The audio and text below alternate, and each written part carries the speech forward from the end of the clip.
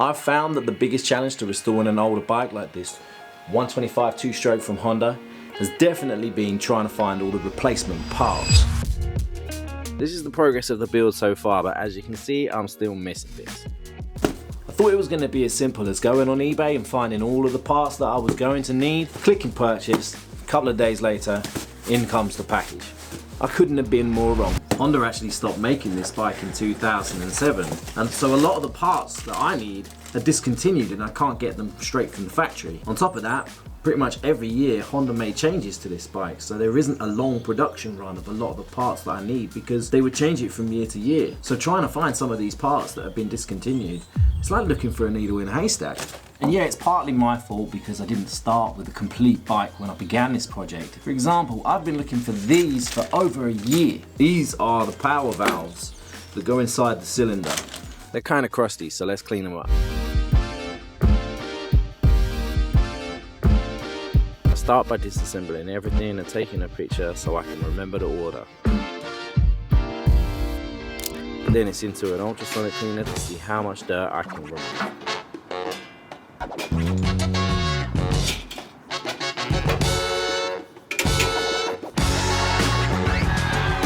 Here we go.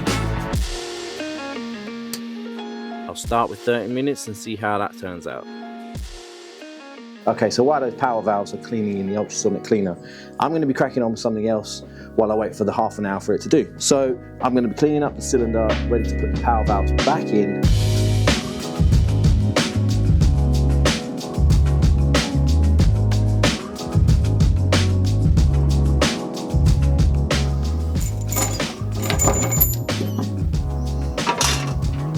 So the parts are finished in the ultrasonic cleaner and it's done a really good job of cleaning up all the usual oil and dirt, but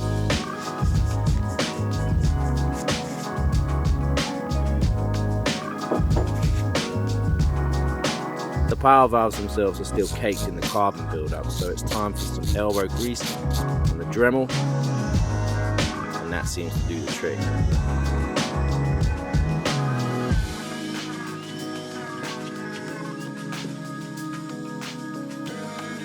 Just look at the difference between the two valves after only a few minutes. Time to do the other one.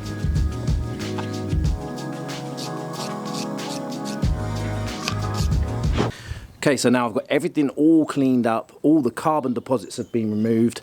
It's time now to put everything back together for these power valves and put them back into the cylinder, ready to go back onto the bike. So let's do that.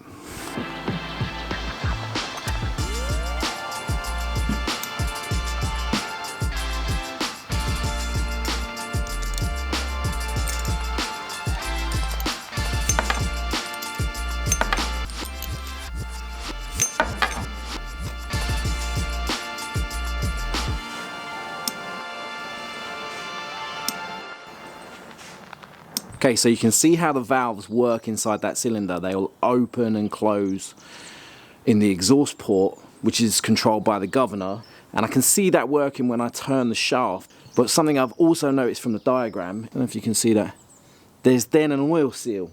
So all these other parts that I've got there, they can't go on just yet because I need to get that oil seal up. It was confusing me because there was a gap and I didn't know if it was going to be a bearing. Turns out from looking at the diagram that there's an oil seal that needs to go there. I've actually spotted something that's wrong with the diagram as well, because if you look at this diagram, we've got the flat valves, then the shaft, then a seal, and then this collar. And the same on the other side. I've got the collar in first, the seal is on the other side of it. But if you look at the way that everything goes back together, I've got a huge gap behind that collar. So the oil seal must need to go first. So the oil seal needs to be this side, and then this collar goes in. Same with this side. Same with this side. There is a gap there, now that everything is back together. So that seal is going to need to go in there. So the seals need to go in the cylinder first. But I just wanted to make sure that putting it all back together, I could make sure it worked and I had all the right parts. Right, let's go through and work out what we're still missing on this build. Because I do have a whole ton of parts from Honda, bearings and seals and nuts and screws and things like that I'm going to need. But I've noticed some things that I'm still going to be missing.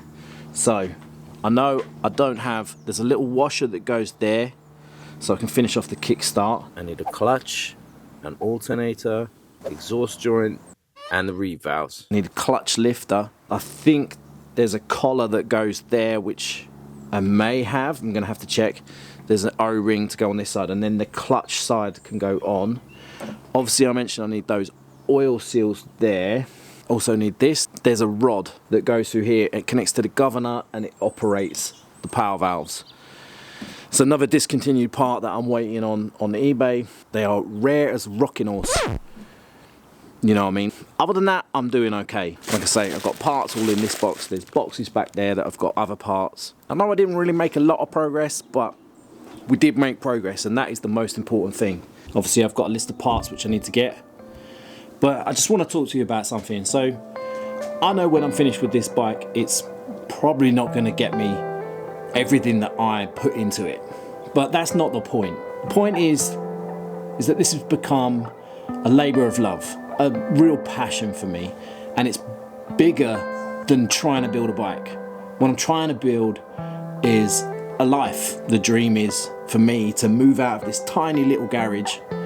It doesn't even have lights, doesn't have power, but I'm out here most weekends and I'm doing the things that I love. And I hope that comes across in these videos. I'm thinking 10 years down the line, not 10 weeks. What I want to do is have a workshop where I build bikes and make the content and share that with people that love bikes and love videos of them being built, being ridden.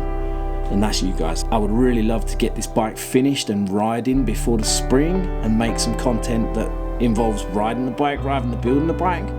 That's the ultimate goal. So like I said, this project is a life project, not just a bike project. I've set myself a goal, I have a dream in mind and I'm working towards it. It might be slow sometimes, but as long as every single day I know I'm making progress, then eventually I'm going to get there. I'm not trying to get there all in one jump, but the way to a destination is by one step at a time. This is the first step on a journey that I'm going to look back on and be proud of something that I've built. Not just a bike, but a workshop where I can continue to build bikes and make content.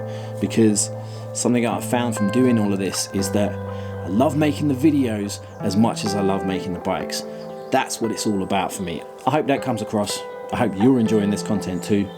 And slowly and surely, I'm gonna get there and I'm gonna try and capture everything along the way, for better or worse. I'm not trying to make videos claiming to be some kind of expert and teach you how to build these engines in the correct way.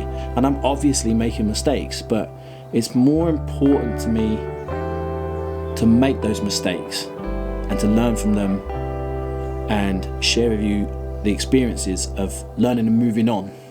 But anyway, that's it for another video. I am absolutely freezing, hence you can see this. Thanks for tuning in and spending your time with me. I will see you in another video. You know I got it made.